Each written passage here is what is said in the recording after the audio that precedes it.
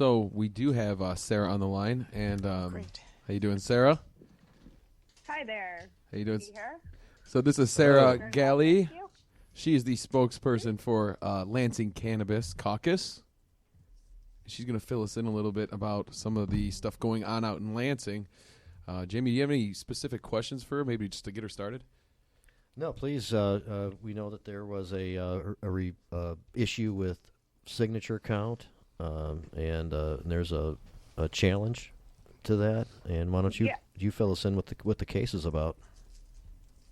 Yeah, sure. So this is sort of the latest installment in an ongoing series of ballot initiatives and grassroots action that have taken place in Lansing over the past several months, having to do with the ordinance that's going to regulate the cannabis industry in Lansing. And so the latest thing that has happened is there was a ordinance passed in September by the Lansing City Council that we feel greatly overregulated the marijuana industry. It placed a cap, for example, on dispensaries at 25 and included extremely restrictive zoning provisions and financial fitness kinds of tests that would have severely curtailed the growing industry here. And so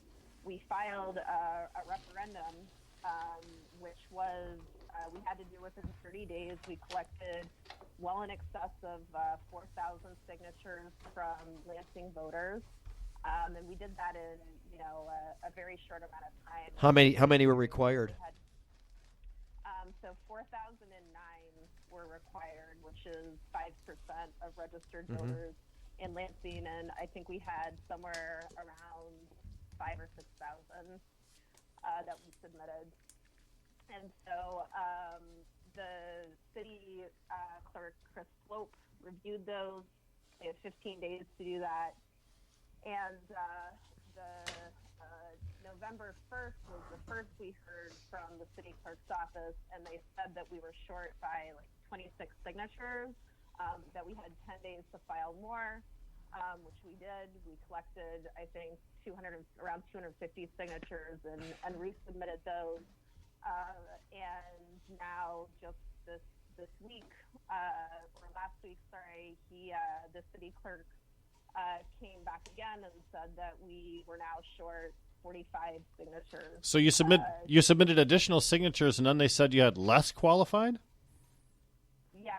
Still didn't qualify. Lansing math? Is that new math? Still didn't qualify. Wow. And at first they wouldn't even give us the signatures back so that we could look at them ourselves and see, what the discrepancies were about. And so we had to put in a FOIA request, and so we got those back. And on our review of them, we think that they, at least 750 signatures or more were improperly disqualified. And these were all for very tenuous reasons, where there's no laws that are really written. Like, for example, I think one of the reasons was that, some of the people collecting the signatures were from out of state, or that they weren't actually registered voters. But there's, absolutely nothing in the laws that say those people can't collect signatures. So they were on really tenuous grounds. And so we filed a lawsuit in the Ingham County Circuit Court against the city clerk to challenge this decision. Now, your status of that lawsuit, that was just filed this week. So what's the anticipated time frame here? I'm not sure what the anticipated time frame is. If we'll be hopefully granted some kind of injunction so that the referendum could, that the 2017 ordinance would not move forward. And hopefully, in the long run, the Lansing voters will get an opportunity to actually vote on this initiative. Now, at the same time, we have been working with the city council to maybe sort out some of the major issues that were in the 2017 ordinance. And so, it's possible that if we worked out a more reasonable regulatory framework with them, that we might end up not moving forward with this. But as of right now, we filed the lawsuit and we're going to pursue the referendum. Now, your original target for the referendum was today's election, isn't that correct? This special election on November 7th? No, the referendum wouldn't have taken place on November the 7th. It would have taken place sometime in May. It would have been a special election. So that's still possible. If you were able to get some type of relief from the court system, you could still hit that deadline. Isn't that correct? Yeah, yes, we absolutely could. Excellent. Very good. That's what we're hoping for right now. And who's your legal team, and in what court did they file? I'm not sure who the head of the legal team is, because this just happened yesterday. We filed in the Ingham County Circuit Court. So. Okay, well, we're in good shape there. There's some judges that aren't as horrible as they get in that area, so that could be on a good course as far as the initial round goes. Now let's talk about the rollout of Lansing's license, because if I'm not mistaken, they're going to start accepting applications for new distribution center licenses soon. Isn't that true? They're supposed to be able to. I believe if we had not done this referendum, I think the applications would have either already been available, they would have been available in mid-November. But really now what's happened is the law's in flux right now. And so I'm not sure. I think a lot of it is going to depend on what happens in the next city council meeting. There's been a number of amendments that have been proposed to a 2011 ordinance that would create actually a really similar law to the 2017 ordinance, but with some really important differences that we're much more amenable to. It gets rid of a lot of the restrictive provisions that were in the 2017 ordinance. But as of right now, I don't think either the city council knows or we know when the applications are actually going to be available. Let's talk for a second about the situation that existed in Lansing even a year ago. At that time, we were looking at media reports of 70 active distribution centers in the city of Lansing,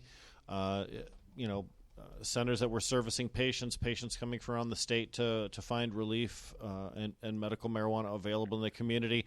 And then the city council passed an ordinance that essentially told every single one of them they had to shut down and then reapply for the right to open back up. Is that fair to say?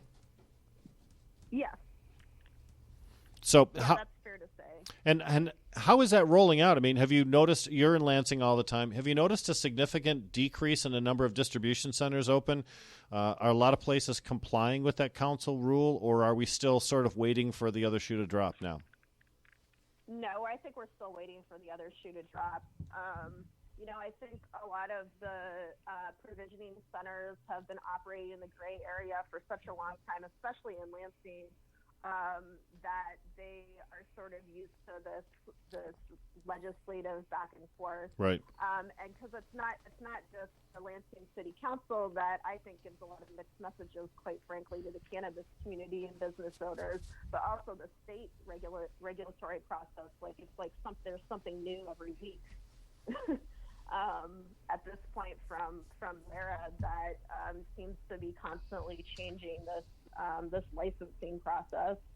So I know a lot of them were considering shutting down on December 15th, but now they're going to be allowed to stay open. So as far as I can see, most of the dispensaries have stayed open, and we think the number is actually closer to 80 or above of the provisioning centers that are open here right now.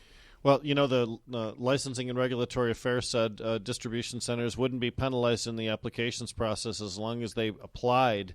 And if they did not apply by, I believe it's the end of February, then they then Lara isn't offering them any protection. So at most, we're only offering a couple of months, kind of an additional window here, right?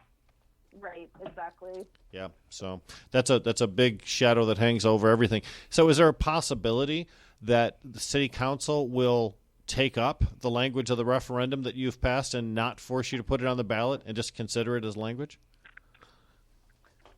So the possibility, the relief that we could get right now, which is what we're really still hoping for, although I will say this latest decision by the city clerk has really thrown kind of everything back into question, because, once we moved forward with this referendum, I think the city council was very unexpected.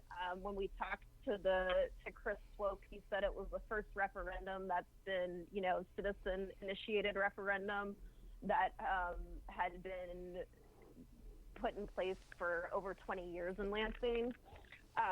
So in a lot of ways, they kind of didn't know what to do with it. But immediately after we got this referendum ballot passed, they started, the city council members kind of approached our group with a pretty different attitude.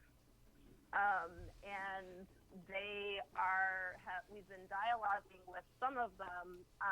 And so one possibility is that they are going to propose amendments to the 2011 ordinance, which is what would technically go into effect right now, although it doesn't comply with the state regulations. So they're trying to basically pass amendments to make it align with the state regulations, but also to include some more reasonable provisions, including, for example, doubling the cap on dispensaries, and reducing some of the more draconian zoning provisions, or getting rid of some of the more draconian zoning provisions.